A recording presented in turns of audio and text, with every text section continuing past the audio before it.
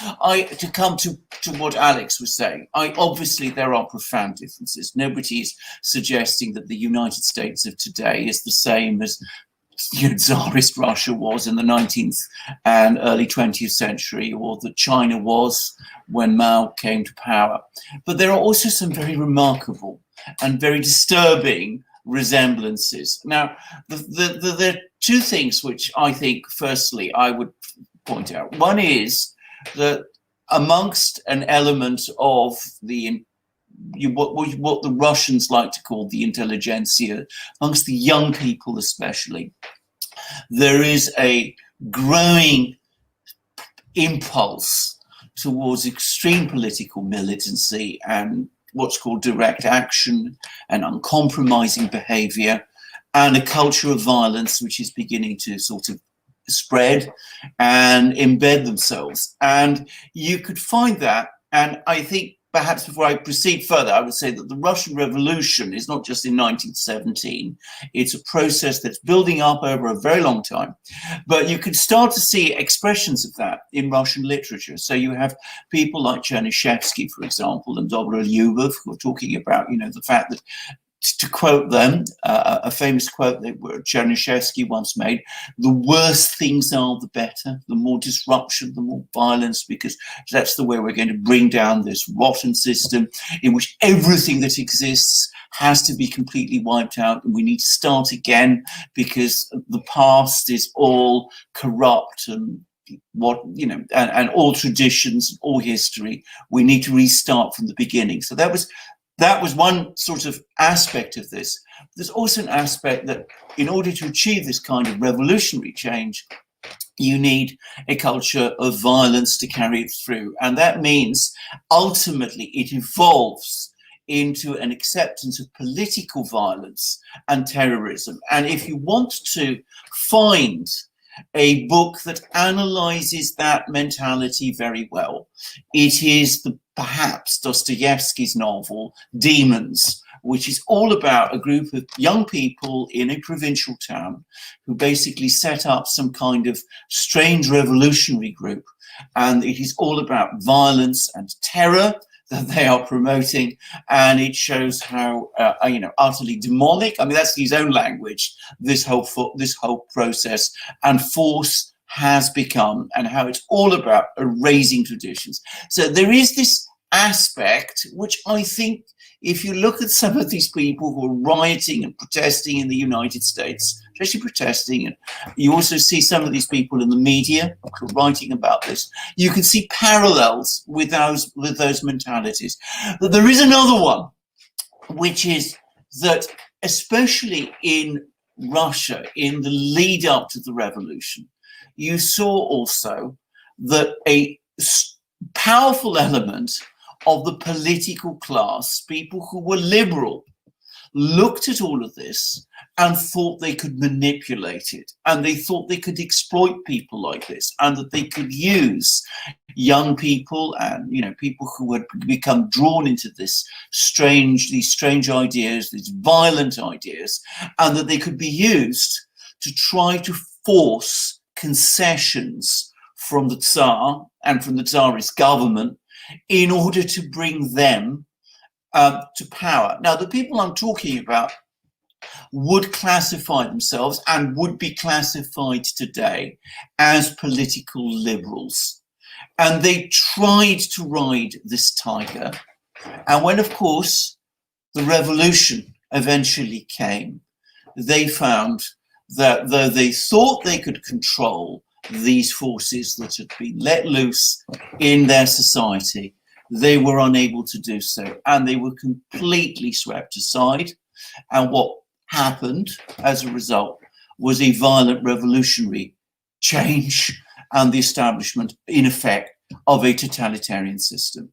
So it was a complete miscalculation by the liberals that they thought that they could control these forces. And at the same time, these forces themselves, there are striking parallels with some of the language, some of the violence, some of the culture of violence that you see in the United States today. So I think that those parallels do exist. There's both, if you like, the proto-Bolsheviks. I don't think they're yet organized in a kind of political force like the Bolshevik party eventually became, but there's a kind of proto-Bolsheviks there. And there's also the liberals who think they can manipulate them and don't understand many aspects of their own philosophy, like the importance of the rule of law, for example, the importance of political compromise, of working with forces in a stable way in order to carry out incremental change. Now, I would never once have assumed or thought that things like this could happen in the United States. It is quite dismaying, because I studied Russian history at university. It is quite dismaying to see all these same elements reproduce themselves in the United States, such a profoundly different society from the society that Russia was. And one has to wonder again whether there aren't psychological pathologies that are behind it too. I'm also going to finally finish by sort of saying that there's a language, there's a culture of language which is connected to the culture of violence, and there is also a general idea about culture. One of the things that happened after the Russian Revolution was that there was a very powerful urge on the part of these people, who were never, by the way, the majority of the population, but they were the ones who, after the revolution, had power or thought they had power. They wanted to completely obliterate everything about the old culture that had existed before, and that meant blowing up churches and monuments, and establishing an entirely new form of culture which reflected their own ideologies and ideas as the one that would replace the traditional culture that the Russian people had.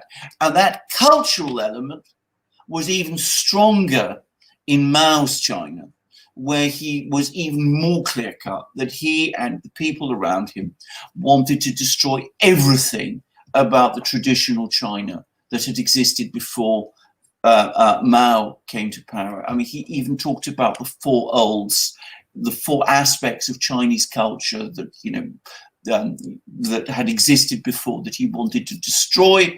And you had the Red Guards, these young people who were in the universities, who were basically carrying out violence, not entirely dissimilar to the kind of violence we're seeing now, and a kind of ideological imposition of ideas, which bears rather disturbing resemblances to some of the woke culture ideas and the way those being imposed that we see today. So that's rather a loose introduction, but perhaps we have much more to say. Yeah, let's get deeper into it, Alexander. As I was saying before, there was a man that was executed in Portland, and it really was an execution style killing. He was wearing a blue Lives Matter patch insignia, I believe, on his right or left leg. He also had a hat from a group, the Patriot Prayer Group, which is a Christian pro-police group that he was a part of. And he was just walking down the street, and he was just literally shot in cold blood. Yes. I mean, for no reason, just killed, bam, that was it. Yes. Now, this past week, what we've seen is, if you just reflect on the past 1 week of violence, things are escalating at a very scary pace. Yes. I mean, we had what happened to Rand Paul. We had the riots in Kenosha. We had the situation with the young 17-year-old gentleman, Kyle, and what happened there.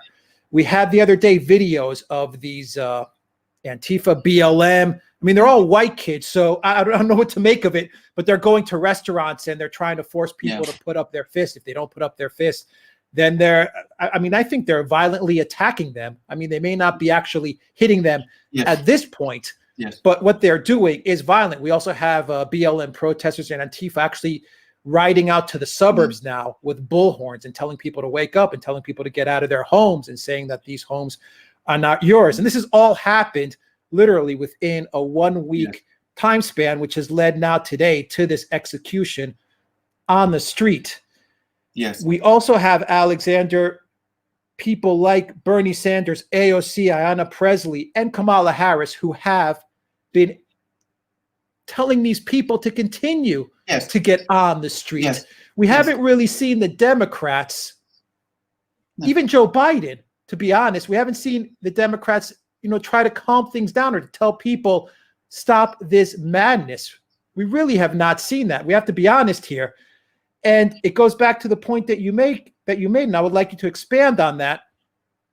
To me, it seems that the Democrats, not only Democrats, actually Democrats, maybe neocons, maybe some rhino Republicans, maybe very wealthy oligarchs and very wealthy corporations, they're all trying to see if they can control this BLM Antifa mob, these rioters, in order to usher in their perception of this utopia.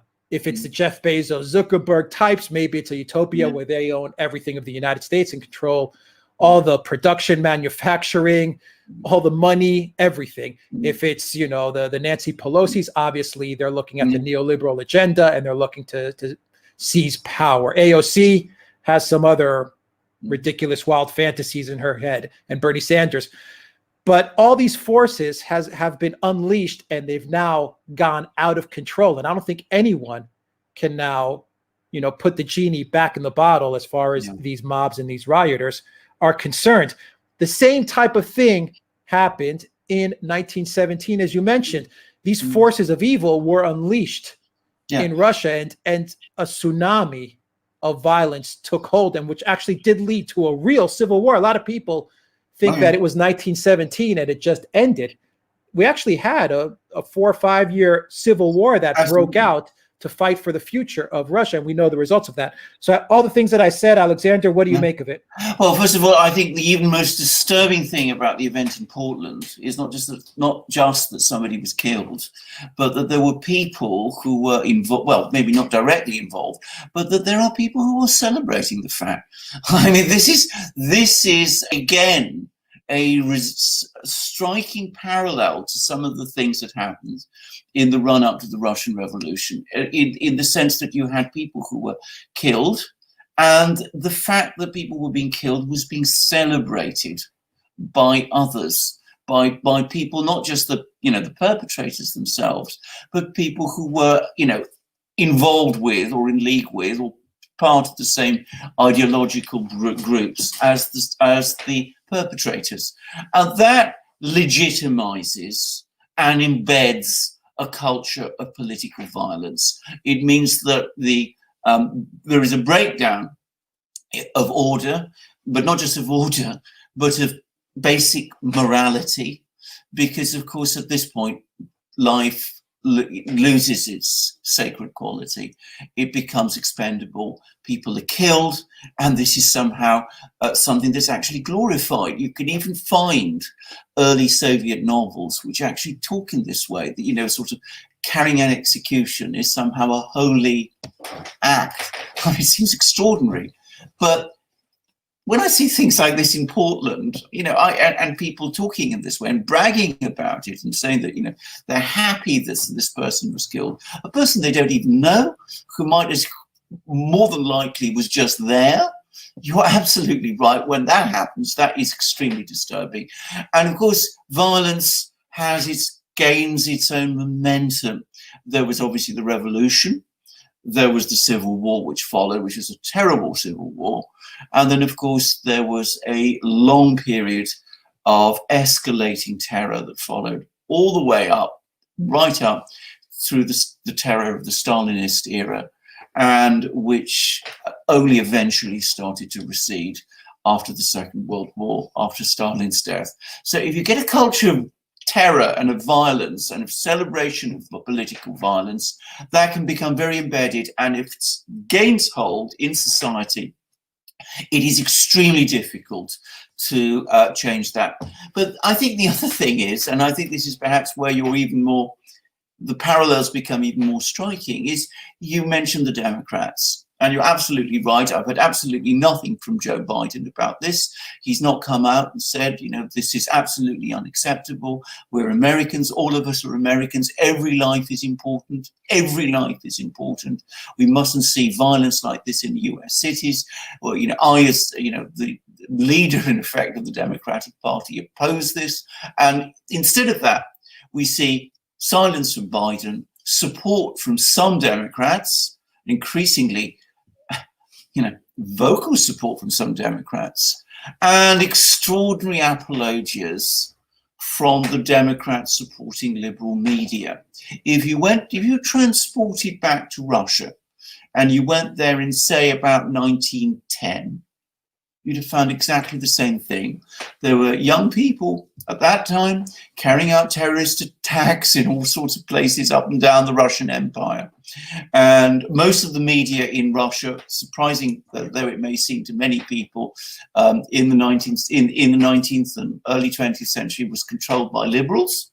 And they celebrated these things. They supported them.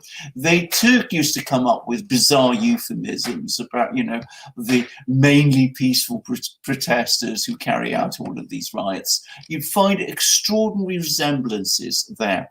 And again, Alex, you were talking about oligarchs and these powerful people who think they can fund these processes and keep them under some kind of control. Again, exactly the same thing happened in Russia. I remember once when I was in Moscow, going to an extraordinary and beautiful and very elaborate palace in Moscow, and it was the home of a very famous Russian businessman called Morozov. And Morozov was, in fact, the man who was at the time bankrolling the Bolshevik party. He was actually bankrolling Lenin. This is not, by the way, you know, this is absolutely well-known and acknowledged history. This is before the First World War, before the Russian Revolution. Again, because he thought he could control these forces, and he was allied with the liberals in the political system, and they thought that if they could stir up trouble and violence, and they could use all that to leverage concessions from the Tsar and perhaps ultimately replace him entirely, always imagining that when that happened, it would be they who would take over. I mean, you can still find the houses of these people. There's another, there's a Russian banker called Ryabushinsky who was doing much the same thing with other revolutionary groups at this time. And of course, what happened in 1917 was that they found that they couldn't control these processes, that a culture of violence had taken hold, that law and order had broken down, that the police had become completely demoralized, and that the army was mutinying. And they found that all those levers of control that they thought they had no longer worked anymore.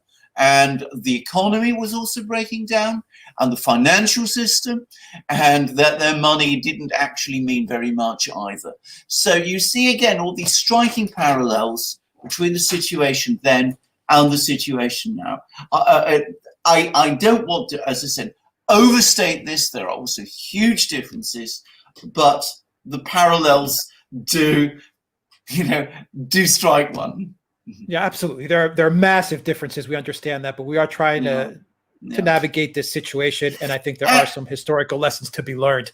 Absolutely. Can I just quickly also add? I mean, this should serve as a warning, and a warning to people in the United States. I mean, there are lots of things wrong in Russia. There are lots of things wrong in the United States. Does the United States need or want a revolution? I mean, I can't see how it possibly can. I mean, it would be a disaster for the United States if it went down that road. And if you look at Russia, well, of course, it did have a revolution. Yeah, we all know the results of that. By the way, Alexander, a lot of people are saying Happy Name Day, Hronya Pola, to you. No, thank Alexander, so Happy Name Day, Alexander. Let me draw another two parallels here. You mentioned the media, and I want you to comment on this because I think this is interesting stuff. The media tried to demonize, humiliate really tried to humiliate the Mm. Tsar and his family, Tsar Nicholas and Yes. his family, especially with regards to Rasputin and Mm. Rasputin's relationship Mm. with the Tsar's wife, the Tsarina, and the Tsar's family. The Mm. media really assaulted the Mm. Tsar and his family because, as you Mm. said, the media Mm. also wanted the Tsar out. Yes. And they would do it with flyers and misinformation and gossip and all kinds of tactics. Yes. They did that and they succeeded because a Mm. lot of people started to have doubts Mm. about the Tsar Mm. and whether he was capable of leading the Mm. country. Mm. Now, my second question to you, I want you to reflect on that and give us your comments, because the Rasputin angle is also very interesting, and the way they tried Yes. to humiliate the Tsar and his family is very interesting, Mm. and they eventually succeeded. But my second question to you is that we're having an election in November. Mm. I've said it and you've said it, and we both have Mm. maybe the same reasons, but also maybe different reasons why we feel Trump has to win in Mm. November. If Trump does not win, in my opinion, the U.S. is in big trouble. Mm. I mean, I really think that a Trump victory is absolutely necessary in order to save the U.S. and to prevent it from sliding into the Yes. abyss. You kind of had the same situation in 1917 or with the Tsar as well, because I think to myself, the way they deposed the Tsar and they got him to abdicate the throne was very devious, Mhm. but they did it. Mm. And I think, what if the Tsar did not listen to his advisors and did not listen to the misinformation Mm. and did not abdicate? We'd probably Mm. have a very different Russia, I think. Can you reflect on the 2 points that I made, Right. Alexander? Lots of things to say here. First of all, I mean, let's make one obvious parallel. One of the points about the Tsar during the First World War, I mean, Russia was in an existential crisis because it was, of course, involved in a war with Germany. Now, the Tsar's wife was German and she had a relationship with Rasputin, but she was actually, well, not a sexual relationship, but I mean, she had this connection to Rasputin, who was her confessor and advisor and whatever. But the point was, what really caused a huge amount of damage was that a story was spread and it gained enormous traction that Alexandra, the emperor's wife, the Tsar's wife, was pro-German, and that Rasputin and the empress were in league with the enemy power. Now, does that sound familiar? Exactly. I mean, that it was that. So, and this caused an enormous amount of demoralization because, of course, there was not a scintilla of evidence for this. In fact, Nicholas himself was a deeply patriotic man, absolutely committed to victory against Germany. Lots of people believed this, and every time anything went wrong, this was not because, in war things sometimes do go wrong. It was all because of these dark forces, as they were called, that these pro-German forces around the emperor and the court that were constantly plotting to help the Germans win. And there was an extraordinary speech that happened in the Duma, the Russian parliament, by a Russian politician called Milyukov, in which he actually straightforwardly accused the Tsar of treason. He said, all these things are going wrong. Is this folly, to use his word, is this folly or is this treason? And of course, he really meant that it was treason. Again, as I said, is this all familiar? I mean, does this remind you of some people? Pelosi, maybe, Schiff. It's all that Trump is somehow in league with the enemy. And this caused tremendous demoralization. Now, Nicholas, he was not a man without fault, and he was easily manipulated by many people around him, and he was pushed into abdication, which perhaps because the protests in St. Petersburg and Petrograd at that point were still only confined to that city, and it's far from clear that the military would not have backed him and that most of the population wouldn't have backed him if he'd wanted to hold on. But there's another actually extraordinary aspect about this, because I was talking about the collapse of any belief in Russia, in in constitution, in law, in due process, and all these things. When Nicholas was persuaded against his wishes to abdicate, he said, look, who takes over from me? I mean, if I go, who will step in? Do you want me to appoint a provisional government? And the Liberals, who were the people who were pressing him to resign, said, no, we don't want you to promote because we're going to appoint it ourselves. He said, very well, do you want me to recall the Parliament? Because the Parliament was at that time adjourned. Oh, no, we don't want you to recall the Parliament. The reason they didn't want him to recall the Parliament, because the Parliament actually had a Conservative majority. So they didn't want it recalled. So they didn't want that either. So would it be then, because he's going to abdicate on his own behalf? Will it be his son? Well, no, we don't want the son either to take over, because we don't want any kind of monarchy at all.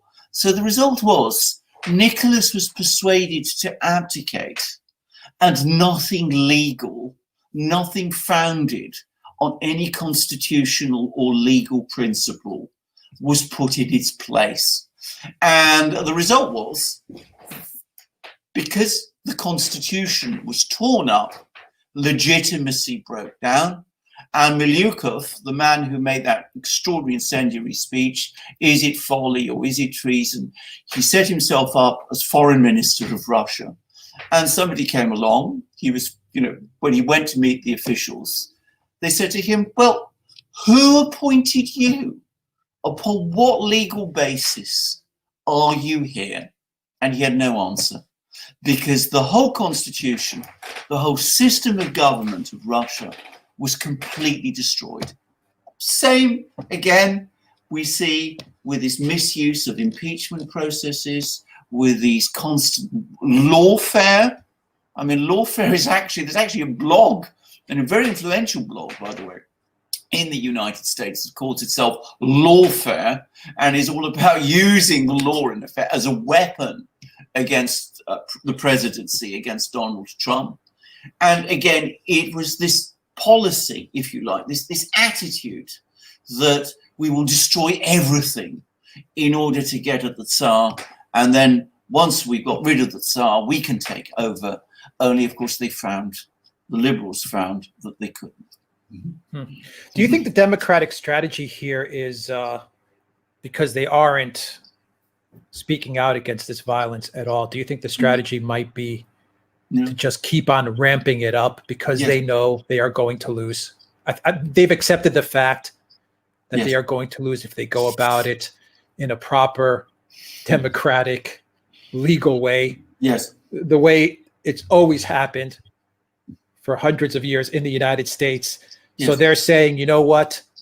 Let's continue to ramp it up. What we're seeing right now, this past week, what we've seen, may be nothing compared to how it may escalate in the next month or two. But they may be saying, Alexander, let's push it till the damn thing breaks, and we'll force Trump to, quote unquote, let's use the word abdicate. Let's just say something like that. Maybe they'll steal the elections. Maybe they'll do the mail-in ballots. Maybe they'll do like what Al Gore said the other day, where he said, we'll get the military to remove him. Yeah.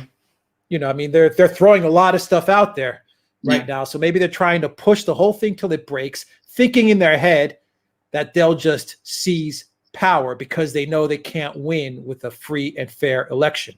Yeah, well, indeed. Well, of course, and that is again a parallel, because the Liberals in Russia could not have won any kind of free or fair election in Russia in any way or shape or form, because they were a tiny minority of the population. And of course, they wanted disruption in order to basically, as I said, leverage concessions from the Tsar and eventually remove him.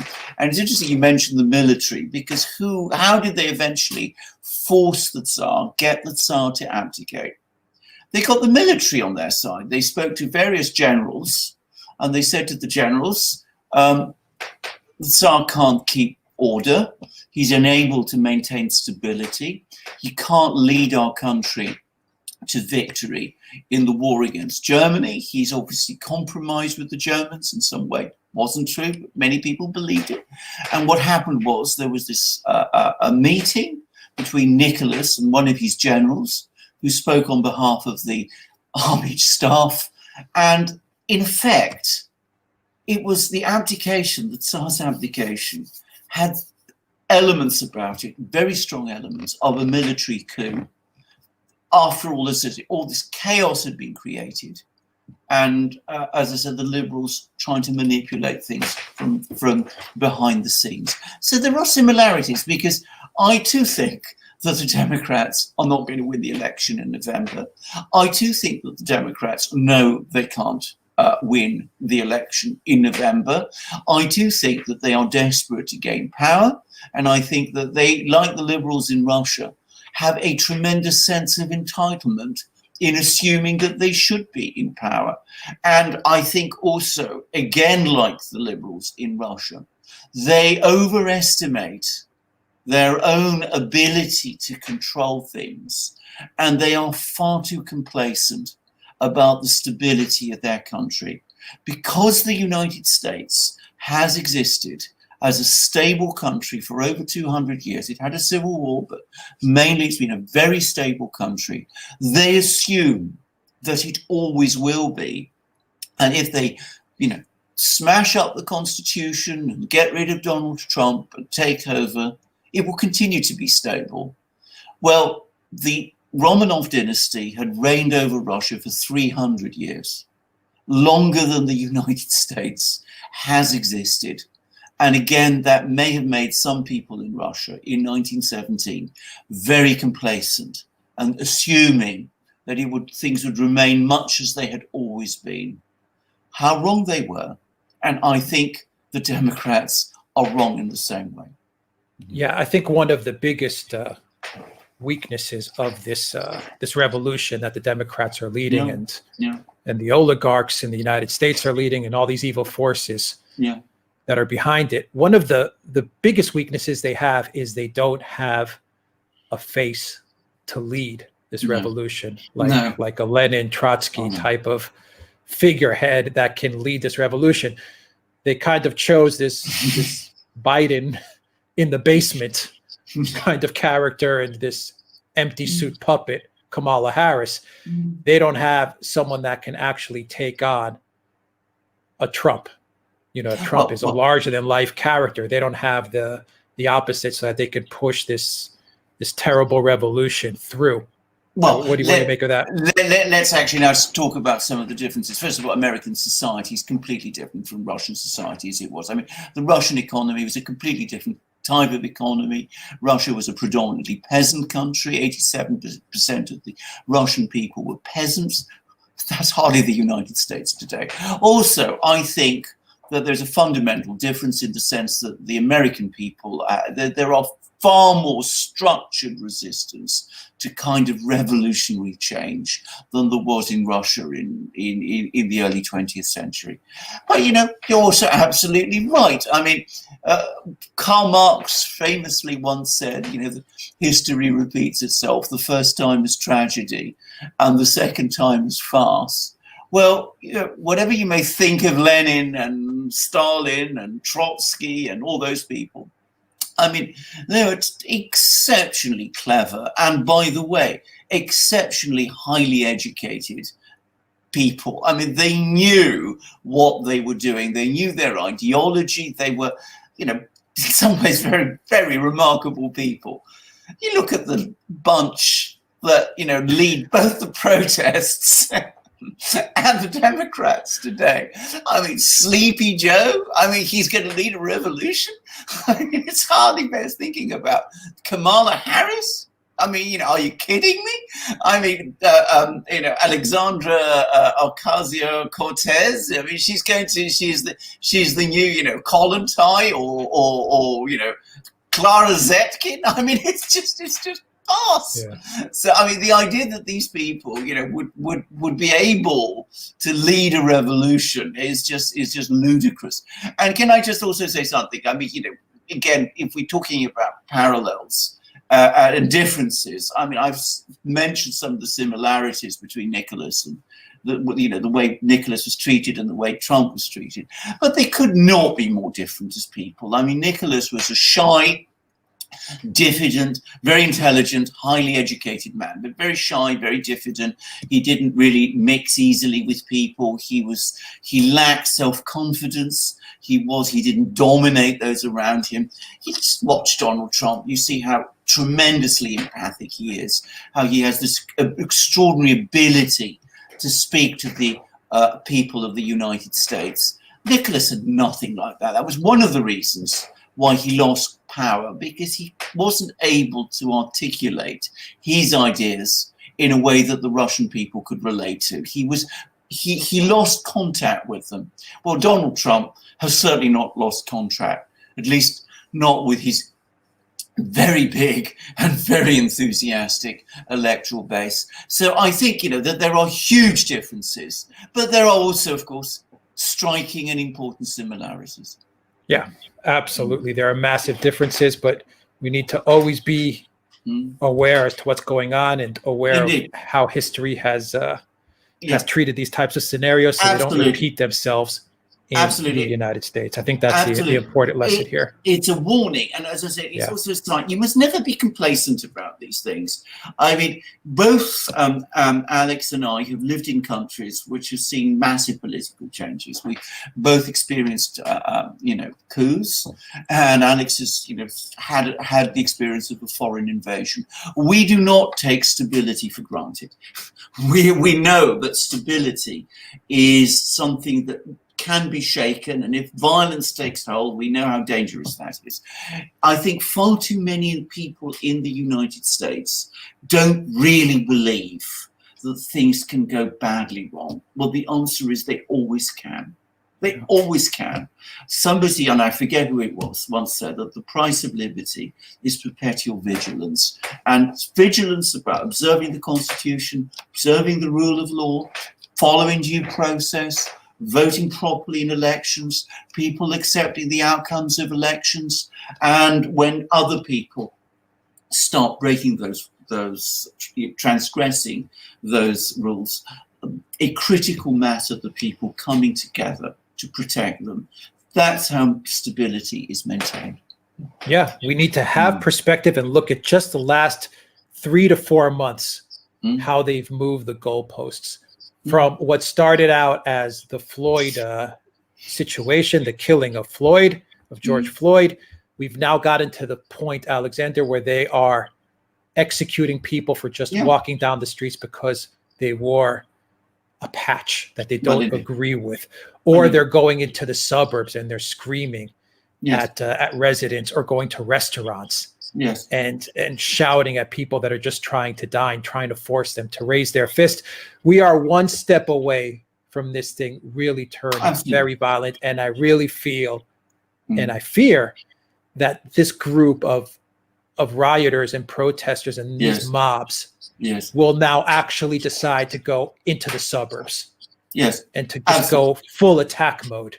And if that happens, all hell could break loose. But I do agree with you. I think the American people, the majority of the American people, I think, understand this, or are starting to understand this.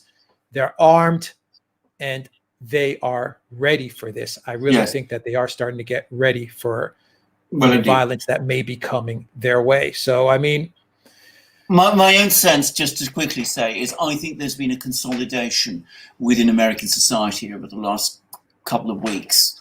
And I think this is starting to be noticed even by the Democrats, and they're becoming dismayed by it. But of course, what that will mean is that the people on the streets, many of whom now are, past the point of no return. I mean, they've done things that they must be very worried about if, coming back to being held accountable for it. That the risk is that they will escalate, because that's also the dynamic of violence. Violence grows. Because if you're into a round of violence, if you start killing people and bragging about it and celebrating it, then you're always afraid that you will be held to account, and that pushes you further to do more and more of it. So that's always the danger. Just finish by quickly saying the sense of shock and dismay that Russian society had in 1917. There's a very wonderful brief cantata a chorus work by the Russian composer Prokofiev called Seven. They are seven. It's all about the coming of the dark and terrible gods that bring destruction wherever they go. And if you want to hear that, you'll see what terrifying music that is. So please don't go there, America. Yeah, I agree. And just to wrap it up before we get to the super chats, I want to stress again that yes, it is just a minority of the U.S. population that is that's rioting and that's doing these horrible things. Yes. But we want to stress the fact that back in 1917, though their name says Bolsheviks, they were the minority. And yes, right now in the U.S., it may be confined to a few cities. But as you pointed out, Alexander, in Russia, it was confined to pretty much one city. And then it just, spread out of control. Absolutely. So we have that to ponder. And to the oligarchs and to the Democrats and to the mayors, you think that you can control the mob and they're not going to come after you. Sooner or later, Zuckerberg and Bezos and all the mayors, they will turn on you and they will come after you as well. You cannot control these people. That's for sure. Of course not.